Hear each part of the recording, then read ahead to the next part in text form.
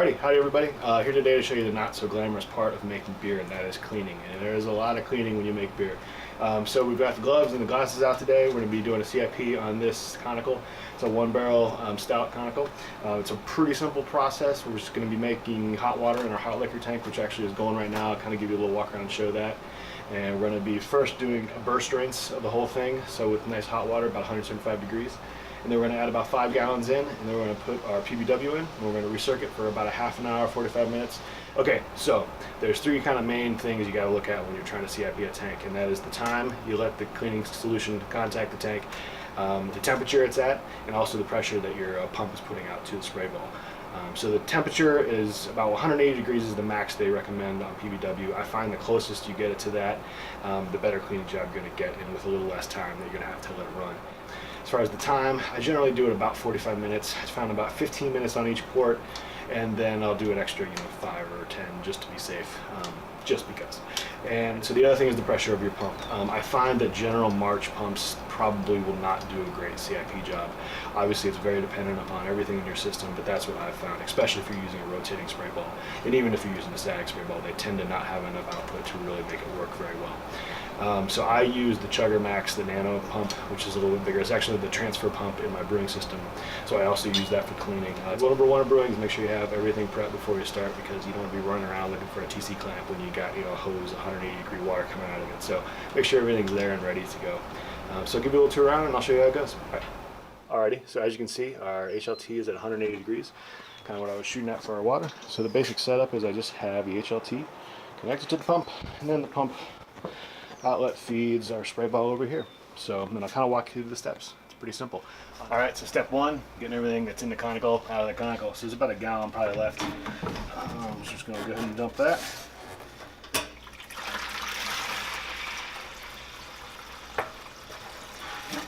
All right, so we're getting ready to start our burst rinse here.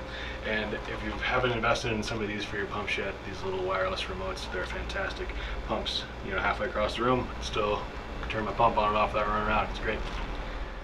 So we're basically going to do about 10-second bursts, and we're going to do maybe, 5 of them or so. You're going to use about 10 gallons of water is usually my goal. So here we go.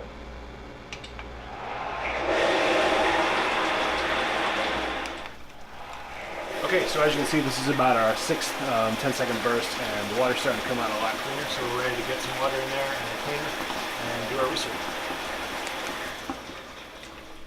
Alrighty, so we're starting our recirc of our PBW through our spray ball, and again, setup's pretty simple. Use your fancy remote to turn on your pump, and it will go through the pump into the spray ball. And then on the top we have a little vent coming off, because obviously you need a vent, and it also catches any of the excess water that might come off the top port, just to make a little less of a mess. So there you go. Go ahead and start our timer. Okay, it's time for the boring safety part of the video. Always have a good pair of boots when you're brewing. It doesn't matter what scale you're brewing at. You're dealing with a lot of hot water, you're dealing with a lot of chemicals. Don't risk it, it's not worth it. Also, no matter how hot it is outside, I like pants. I don't like shorts and flip-flops when I brew, for obvious reasons. So good pair of gloves, glasses, also a great thing to invest in. No one wants an accident to happen, but that's why they're called accidents. They happen. So alrighty, remember at the top of the video I said that the temperature of your cleaning solution is also very important to how well things will get clean. Beer temperature 162.1 degrees Fahrenheit. So that is the temperature at the probe in our fermenter right there. And so that's a good temperature to run PBW at. Seems to work really well, and it gets things really clean in a relatively short amount of time. Okay, so we've been running our CIP through our spray ball for about a half an hour now. So now we're going to go ahead and take it off the spray ball. We're going to put it onto the racking arms for about 5 or 10 minutes to get that clean. So here we go.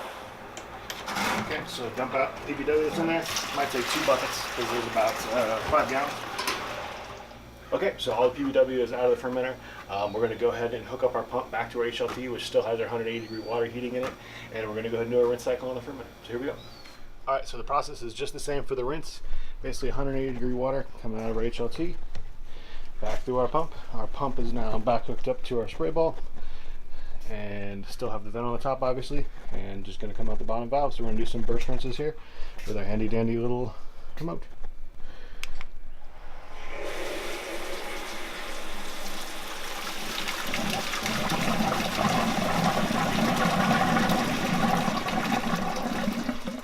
Okay, So just like in our cleaning cycle, we're going to go ahead and also rinse through our racking port as well. So here we go. We're going to swap that hose around. All right. Then we're going to just turn our pump with the remote. Put this on, obviously. There you go. We're just going to rinse through our racking port real quick. All right. So let's take a look inside our fermenter after our PBW CIP cycle. Looking nice and shiny clean.